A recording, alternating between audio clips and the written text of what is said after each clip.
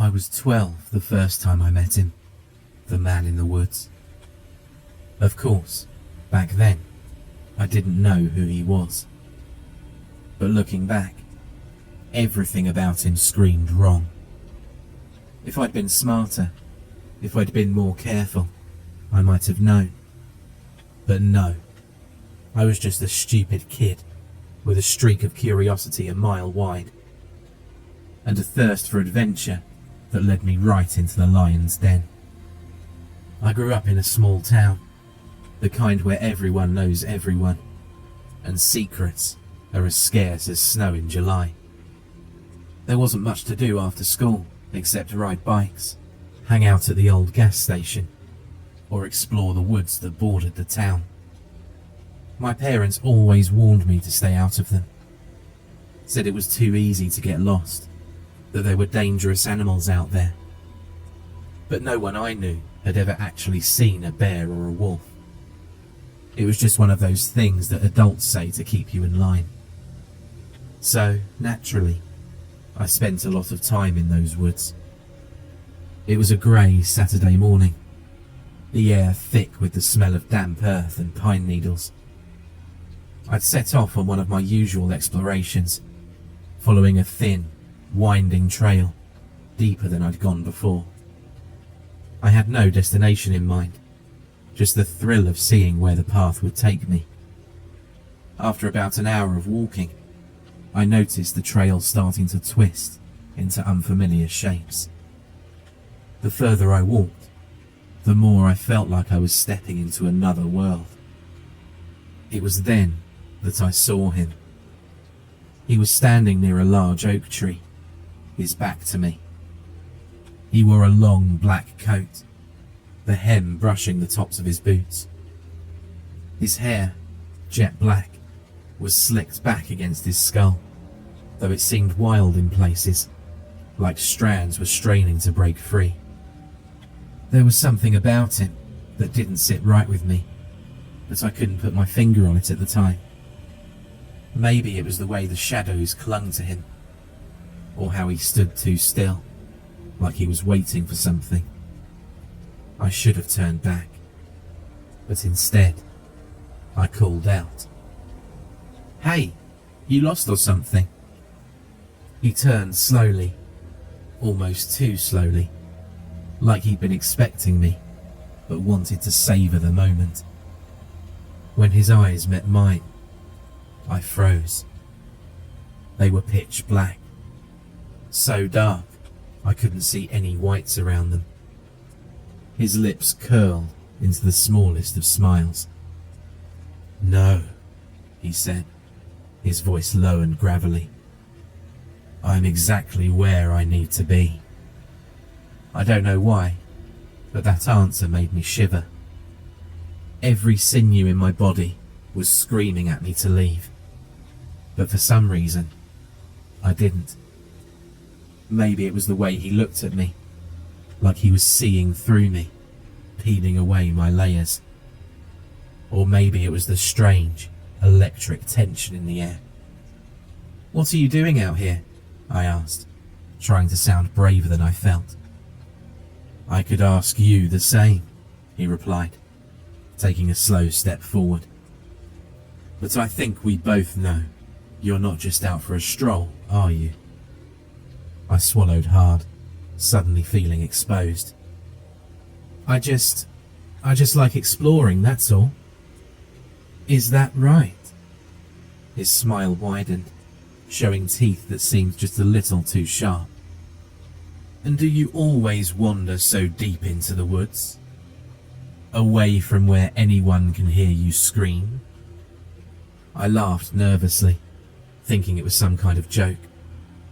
But the look in his eyes didn't change.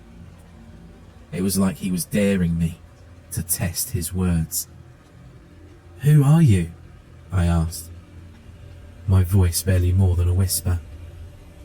He cocked his head to the side, considering me for a moment before answering. "I'm someone who's been watching you for a long time." This terrified me. Watching me? Why? "There's something different about you, boy," he said, his voice smooth and oily, like it could slip into the cracks of my mind. "You have potential." "Potential for what?" I asked, my throat tightening. "To do great things," he said, his smile widening further. "Or terrible things. It's all the same in the end." I didn't understand what he meant, not fully, but part of me was intrigued. It was like he was dangling a secret just out of my reach, and if I could only stretch a little further, I'd be able to grasp it. I should go home," I muttered, taking a small step back. I had that sickly feeling in my stomach when you're full of dread. But before I could turn, his voice stopped me. "Wait." There was something in his tone that made it impossible to disobey. I stood, rooted to the spot, my feet refusing to move. "You're not afraid, are you?" he asked, his voice laced with mockery. "You seem brave. I like brave boys." I shook my head. I wasn't brave, not really. But something about his words made me want to prove that I was. "You see," he continued, stepping closer, "I think you and I could have an understanding. I'm looking for someone like you.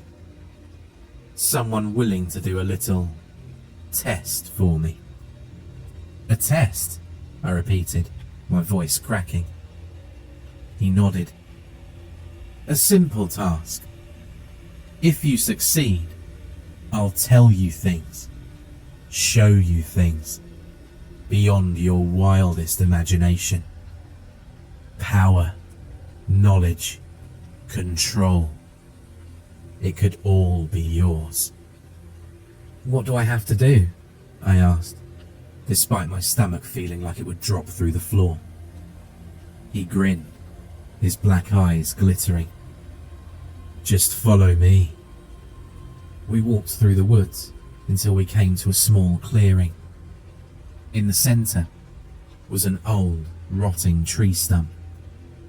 A crow perched on top, staring down at us with cold, beady eyes. He stopped beside the stump and turned to face me. "Here's your first test, boy. I want you to kill the crow." I blinked, not sure I'd heard him right. "Kill it? Why?" "Because I told you to," he said, his voice sharp.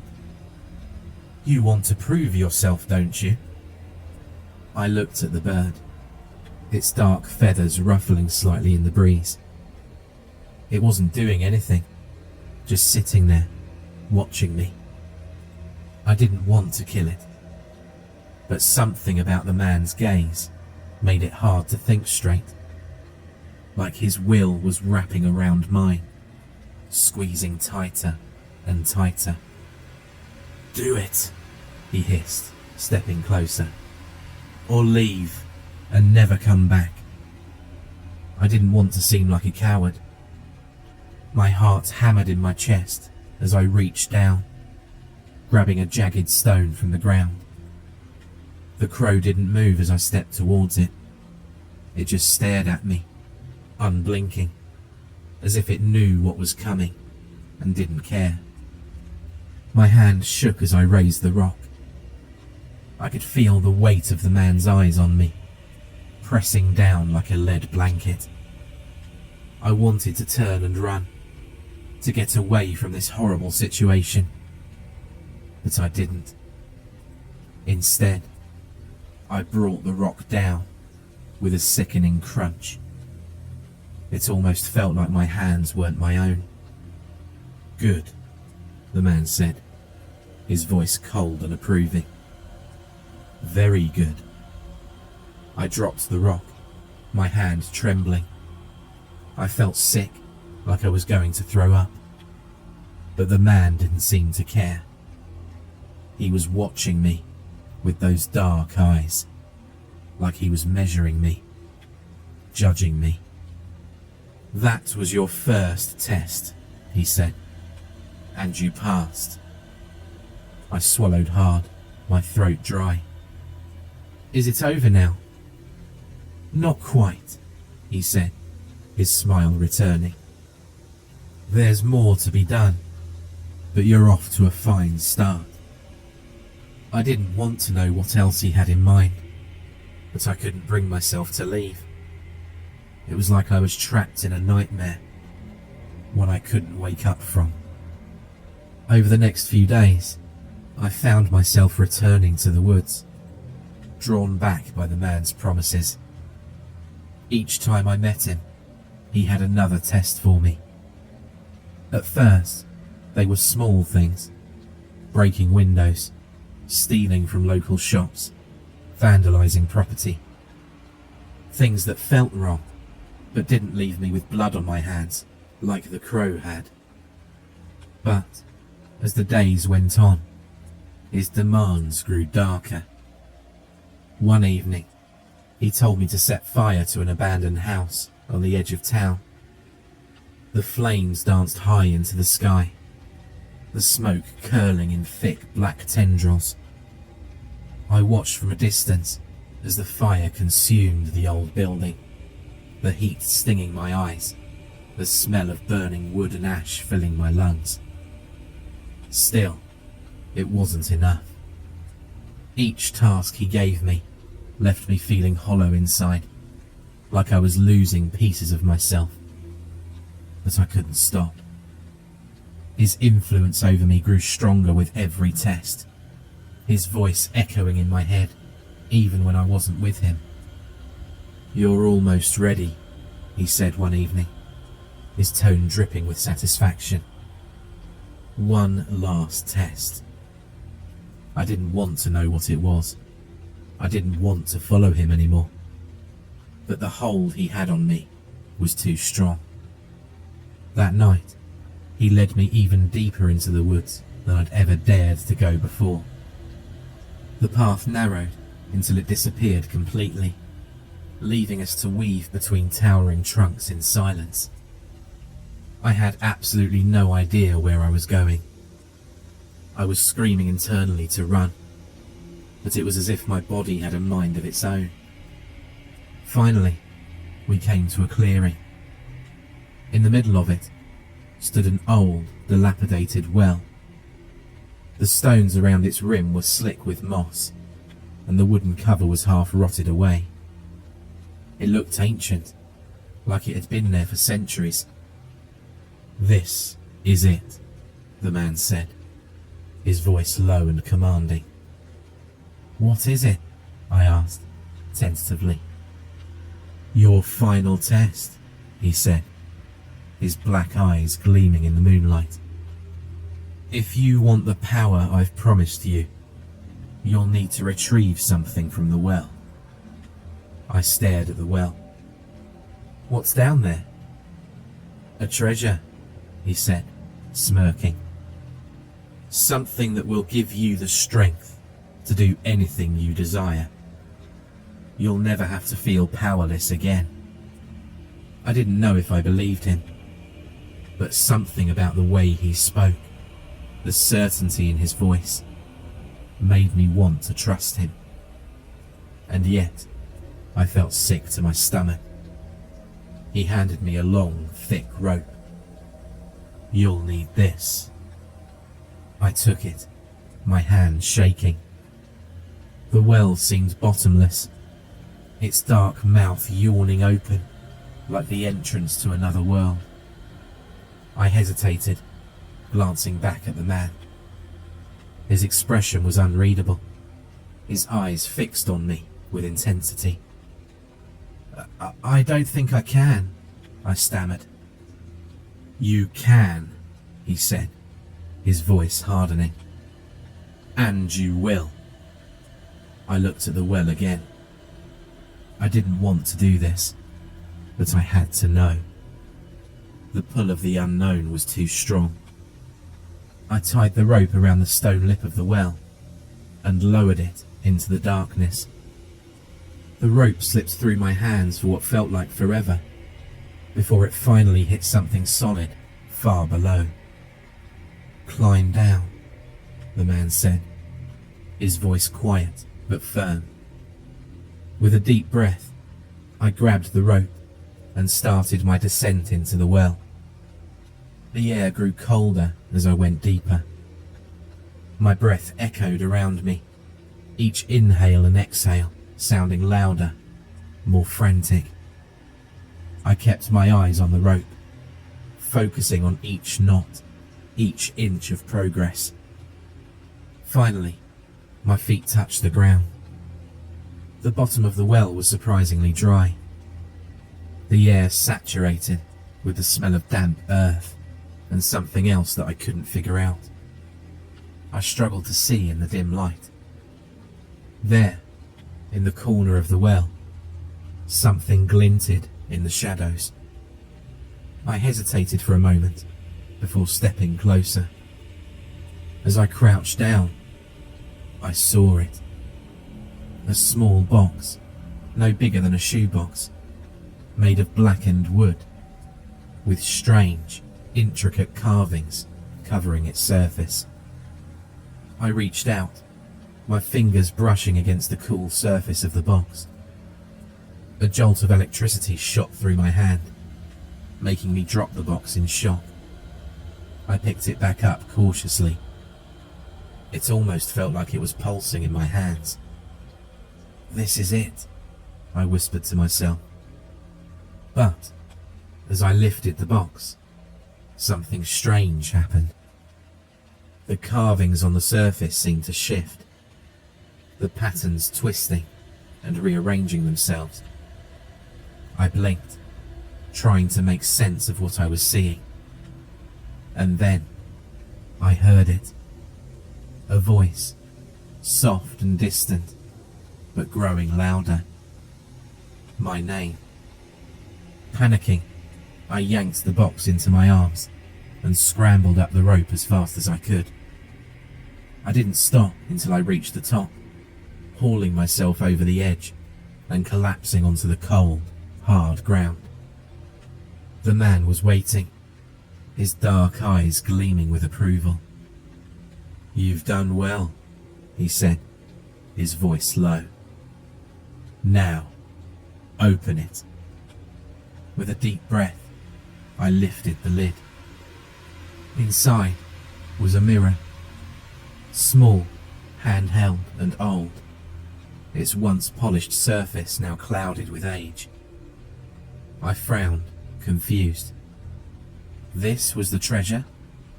This was what I'd risked everything for? I glanced up at the man, who was watching me with an expectant smile. "Look into it," he said softly. "See your true reflection." I didn't want to, but my hands seemed to move of their own accord. Slowly, I lifted the mirror and gazed into it. At first, I saw nothing but my own face, a grimace of fear. But then, as I stared deeper, the image began to shift. My reflection twisted and contorted, the skin pulling tight over my skull, my eyes sinking into hollow sockets. My mouth stretched into a horrible smile, my teeth sharp and jagged. The person in the mirror wasn't me. It was a monster, a demonic creature. I dropped the mirror in shock. What was that?" The man's smile widened. "That, boy, is who you really are. A reflection of your soul." I shook my head, backing away from him. "No, that's not me. That can't be me." He stepped closer, his eyes dark and unblinking. "You've proven yourself, time and time again. Each test, each choice you made has shaped you into what you see now. You belong to me. I couldn't believe it. I'd been swept away by his charisma and charm. It almost felt like I was watching myself do these things. Everything he'd made me do. The crow, the vandalism, the fire. They weren't just tests. They were steps. Steps towards becoming something else. Something darker. I tried to speak, but my throat was too tight. You tricked me. I didn't trick you, he said, his voice soft and cruel. I merely showed you the path. You chose to walk it. This whole time, I thought I was proving myself, becoming stronger, better. But in reality, I'd been unraveling, piece by piece, until there was nothing left but the darkness. I stumbled back, shaking my head. No, I won't do this. I won't be like you. The man's expression didn't change. He simply watched me, his smile cold and knowing. You already are. I wanted to scream, to deny it, but deep down, I knew he was right. I had made the choices. I had taken the steps. And now, I had to live with what I'd become. With one final smile, the man began to fade, his form dissolving into the shadows of the woods. His voice lingered in the air long after he was gone. I'll see you again, boy. Sooner than you think. I was alone now, the box still at my feet. The mirror inside it glinted in the moonlight, taunting me with its reflection. I didn't run. I didn't scream. I just stood there, staring at the thing that had once been me. And in that moment, I realized the truth. The man wasn't some stranger. He wasn't just a monster lurking in the woods. He was me. I had met the devil that day, but the real horror was this. He had always been there, waiting for me to see him for who he really was. And now, I was him.